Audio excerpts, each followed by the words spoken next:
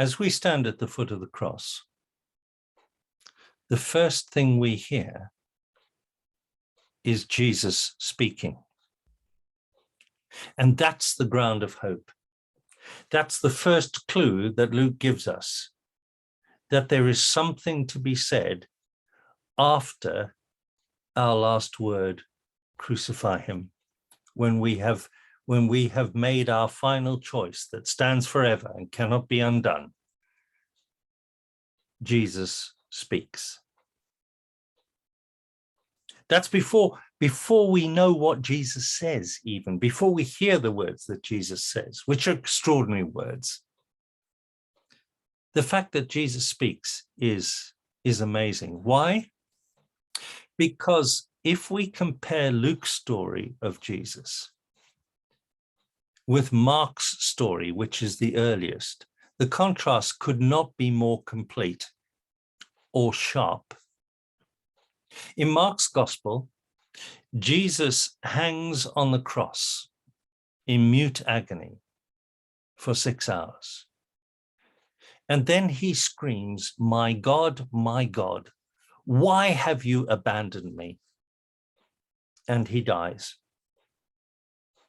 We don't hear anything else from Jesus in Mark's gospel, not Jesus on the cross. All we hear is the mockery of the crowds, of the soldiers, of the people. And we hear this awful death cry, my God, why have you abandoned me?" By contrast, in Luke's gospel, we're eavesdropping on this extended conversation between Jesus and God, and between Jesus and the second of the two thieves. And it's not about the absence of God, but about the presence of God. Luke's crucifixion saturates Skull Hill in God's presence, and in God's presence with Jesus. And so we need to see what's going on. Why does Luke do this? Why does Luke tell us such a different story of the crucifixion? I think the answer is because it's not that he wants to tell us a different story as though he was saying, no, Mark got it all wrong. What he's wanting to say is, I want to tell you what the crucifixion means. I want to tell you how these events actually end up saving us, why this is a sign of God's love, why this is a sign of God's salvation, rather than the most awful tragedy, the most awful injustice, and the end of all hope, because that's what it looks like. And so Luke tells his story differently to bring out a different aspect of the crucifixion, a different perspective on it. So what is it about?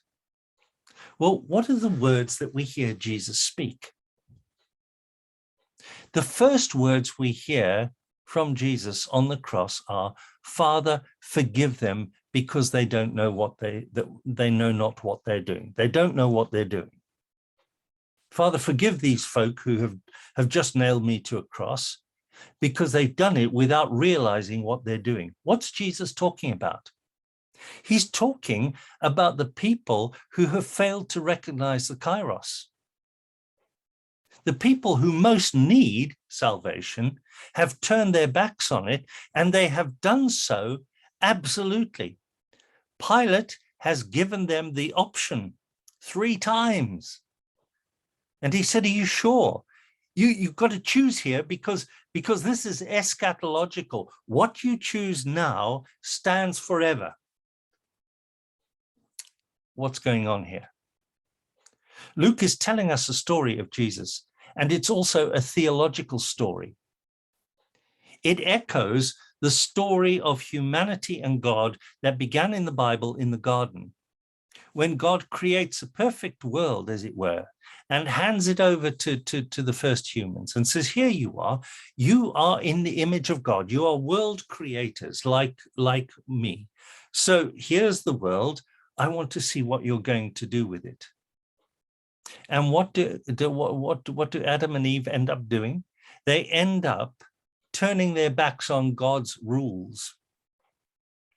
Now, it's not the significance about the rules or the seriousness about the rules is not because God is a really, really strict person and you don't want to get on the wrong side of God. You know, I mean, if your parents are bad, if your teachers are strict, what's God like?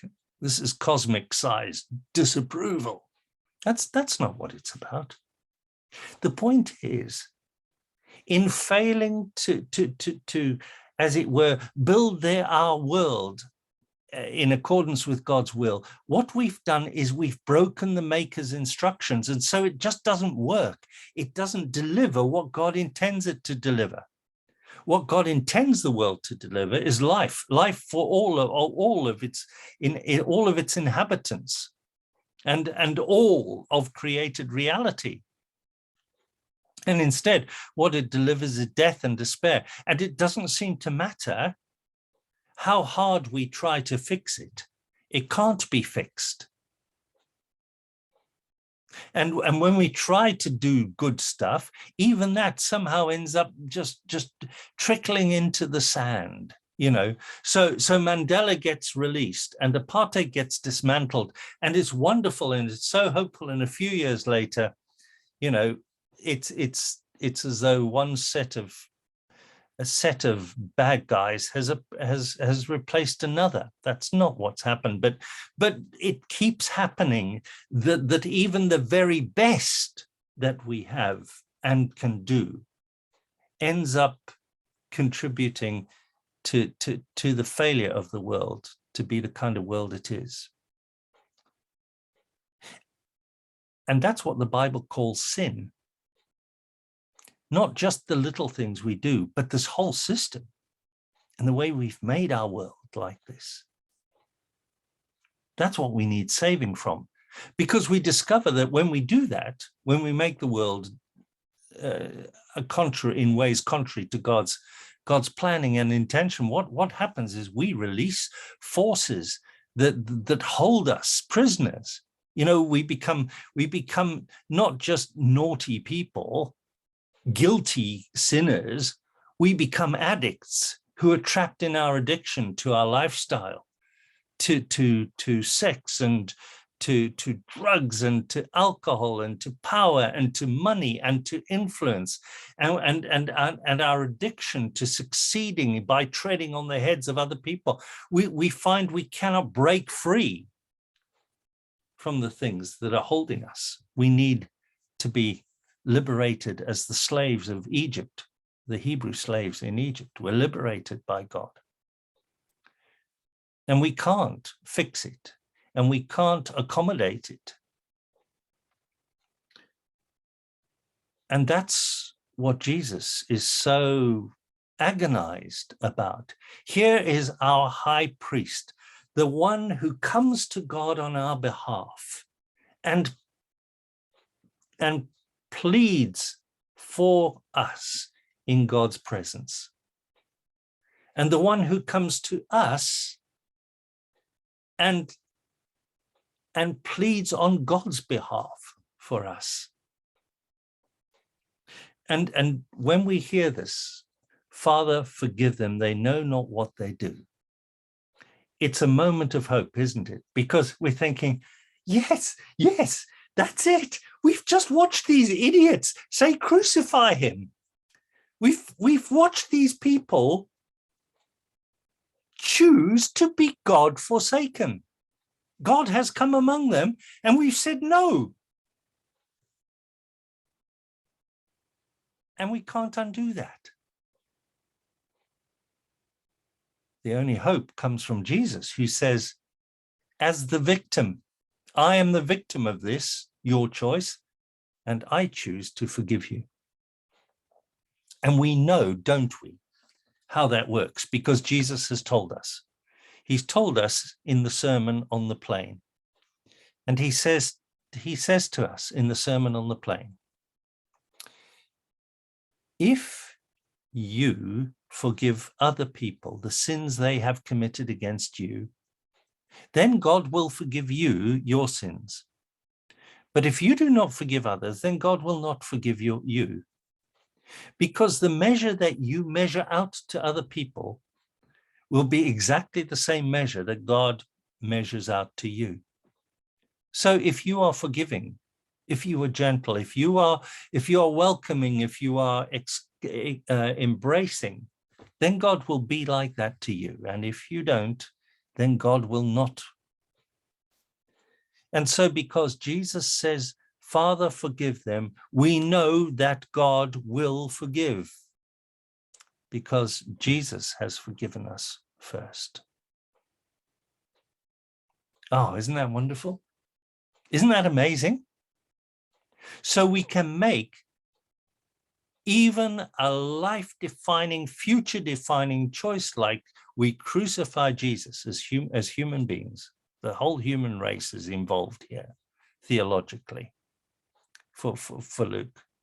This is the whole of humanity speaking.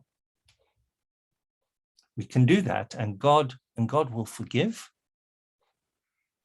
Because, well, surely the only reason that God forgives us is because we didn't know what we were doing. I mean, if we really knew what we were doing, if we were doing a Boris Johnson, right, and saying, I didn't really know it was a party, all these 6 parties I found myself at, I just can't believe they're parties, but, you know, oh, terribly sorry.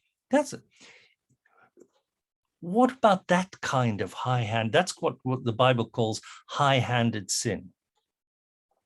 What if we make those choices against God high-handedly? Surely God can't forgive us. And then we turn. Luke turns us to the 2 thieves who are on the cross on either side of Jesus. Now, the 2 thieves are on the cross in Matthew's story and in Mark's story and in Luke's story.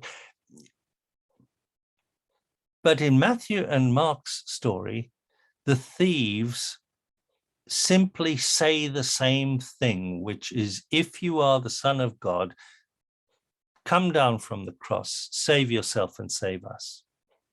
Not in Luke's story. Listen to how it goes. This is Luke chapter 23 and verse 39. One of the criminals who was hanged there kept mocking him, saying, aren't you supposed to be the Messiah? In that case, save yourself and us while you're at it. But the other rebuked him and said, don't you fear God, since you are under the same condemnation? Listen, we have been condemned justly. We are getting exactly what we deserve because of the deeds that we have committed. But this man has done nothing wrong. Here is someone who has sinned high-handedly, and he says, we're getting what we deserve. But Jesus has done nothing wrong.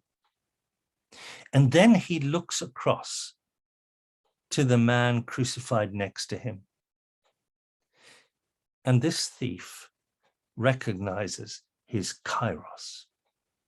This is his moment. And he turns to Jesus and he grasps it, as it were, with both hands. And he says, Jesus, remember me when you come into your kingdom. Jesus, is there a place for me, someone like me? I haven't done what I've done unknowingly. I've done it knowingly. Is there a place for me? And Jesus says to him, truly, I tell you, today you will be with me in paradise.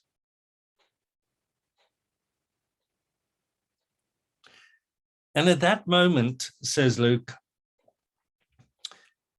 darkness came down over the land until 3 in the afternoon, while the sun's light failed, and the curtain of the temple was torn in two. The curtain of the temple was torn in two. This is a climactic moment in Luke's gospel. How many sermons about Good Friday have you heard about the temple curtain being torn in two? It's not something that we really get excited about, is it? It just seems a bit sort of weird and strange, or maybe vaguely interesting. But what's going on? For Luke, this is absolutely key.